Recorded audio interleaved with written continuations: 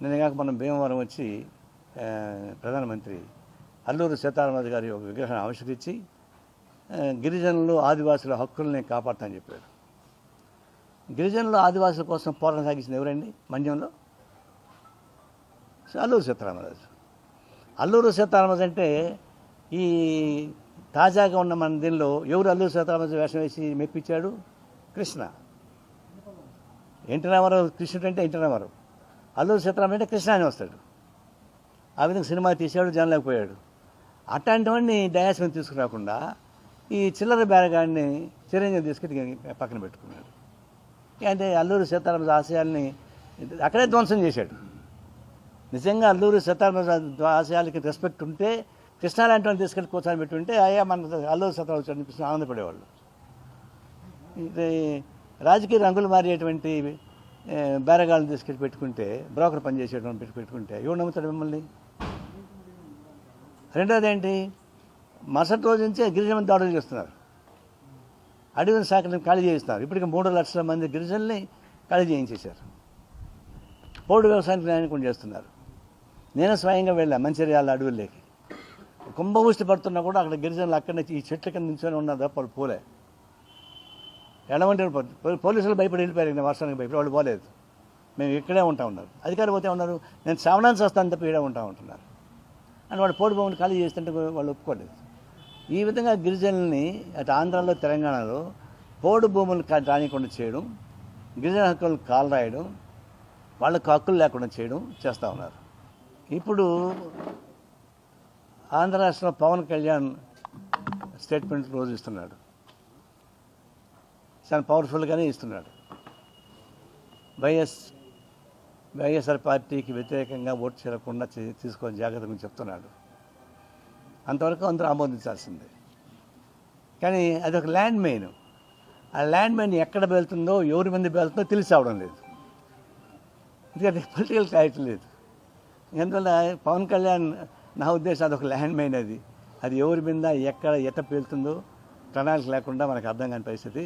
అది సక్రమంగా పేలితే మంచిదే, లేకుండా పోతే మళ్ళా రాష్ట్రానికి సుడిగుండం పట్టుకుంటుంది. ఇప్పటికైనా వైసీపీ పార్టీ అనుసరించే విధాన వైఖరికి వ్యతిరేకంగా అందరూ కలిసి ఓటుకుంటే మంచిదే, ఆహ్వానిస్తున్నాం. కానీ ఒకవైపున నమ్మకం లేని పద్ధతిలో పవన్ కళ్యాణ్ ప్రవర్తిస్తుంటే, ఇంకోవైపు బీజేపీ వ్యతిరేక వైఖరి తీసుకోవడానికి టీడీపీ వాళ్ళు వెనకడుగు వేస్తున్నారు.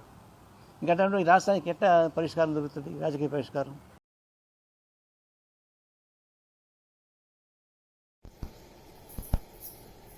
ఒరే సిపిఐ నారాయణ,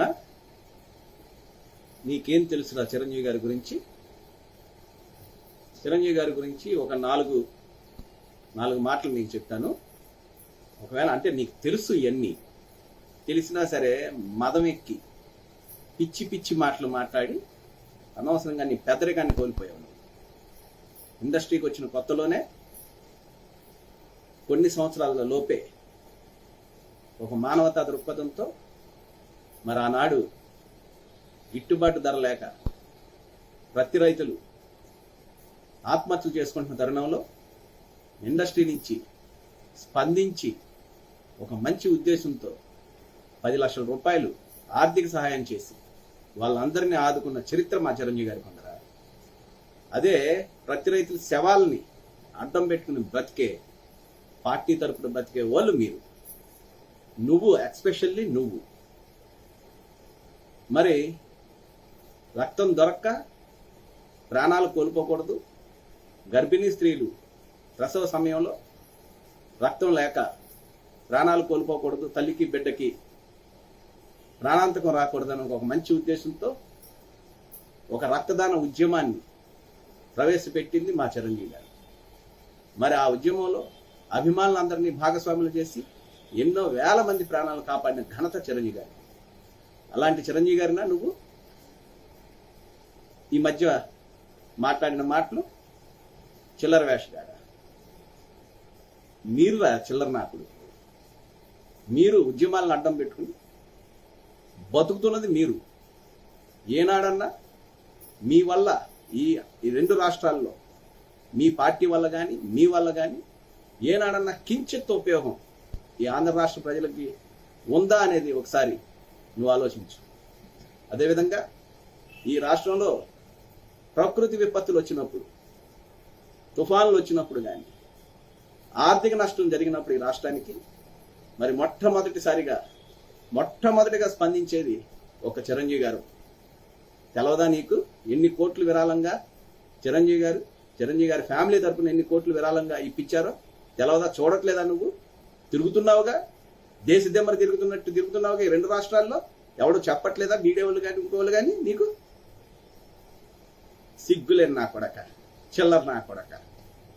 నిన్నటికి నిన్న కరోనా వచ్చిన టైంలో ఆక్సిజన్ కొరత వల్ల ప్రాణాలు కోల్పోకూడదని ఒక ముఖ్య ఉద్దేశంతో చిరంజీవి ఆక్సిజన్ బ్యాంక్ని స్థాపించి ఎన్నో వేల మంది ప్రాణాలను కాపాడిన ఘనత చిరంజీవి గారికి ఉందరా? తెలవదా నీకు? ఒక్కసారి బయటకు వచ్చావరా నువ్వు? కరోనా సమయంలో బయటకు వచ్చావా? ఒక్కల్ని ఆదుకున్నావా? పిల్లికి బెచ్చం పెట్టరా నా కొడకల్లారా మీరు ఇక్కడ జరుగుతున్న శవాలని అడ్డం పెట్టుకుని రాజకీయాలు చేసే మనుషులరా మీరు. నక్సలిజాన్ని, శవాలని, గిరిజనుల్ని అడ్డం పెట్టుకుని బతుకుతున్నది మీరు. మరి ఈనాడు కనపడట్లేదా నీకు? మెగా ఫ్యామిలీలో ఎంతమంది ఈ విపత్తులు వచ్చినప్పుడు ఎంతమంది ఎన్ని రకాలుగా ఆదుకుంటున్నారో నీకు తెలవట్లేదా? నిన్నటికి నిన్న మా జనసేన అధినేత పవన్ కళ్యాణ్ గారు 3,000 మంది రైతులకి ₹1,00,000 చొప్పున 30 కోట్లు తన సొంత నిధులతో, సొంత డబ్బులతో ఆదుకుంటున్న పరిస్థితి నువ్వు చూస్తున్నావు. మరి ఈరోజు వాడవాడల రాష్ట్రం మొత్తం తిరిగి మరి వాళ్ళందరినీ ఆదుకుంటున్న పరిస్థితి నువ్వు చూస్తున్నావు. నోటికి అదుపు ఉందా? పెద్దవాడివి నా కొడక, నువ్వు పెద్దవాడివి. ఏనాడన్నా పెట్టారా మీరు పిల్లికి బెచ్చం? కొడక ఖబర్దార్, ఇంకొకసారి మా మెగాస్టార్ చిరంజీవి జోలికి గాని, మెగా ఫ్యామిలీ జోలికి గాని వస్తే నా కొడక గొడ్డలోడు తీసి కొడతాం. రా నా కొడక, బెదవాడరా నా కొడక. కాళ్ళు చేతులు ఎరక్కొట్టి పంపించకపోతే నా కొడక ఖబర్దార్ నా కొడక. అరే నారిగా, జాగ్రత్త. హాయ్ ఫ్రెండ్స్, మా టుడే టుమారో యూట్యూబ్ ఛానల్ చూస్తున్నందుకు చాలా థ్యాంక్స్. మరిన్ని లేటెస్ట్ వీడియోస్ కోసం వెంటనే సబ్స్క్రైబ్ చేయండి. అలాగే ఈ బెల్ ని కూడా రింగ్ చేసేయండి. మా నోటిఫికేషన్స్ అన్ని మీ మొబైల్లో వస్తాయి. అలాగే మా వీడియోస్ మీకు నచ్చితే లైక్ చేయండి, షేర్ చేయండి, నచ్చకపోతే కామెంట్ చేయండి.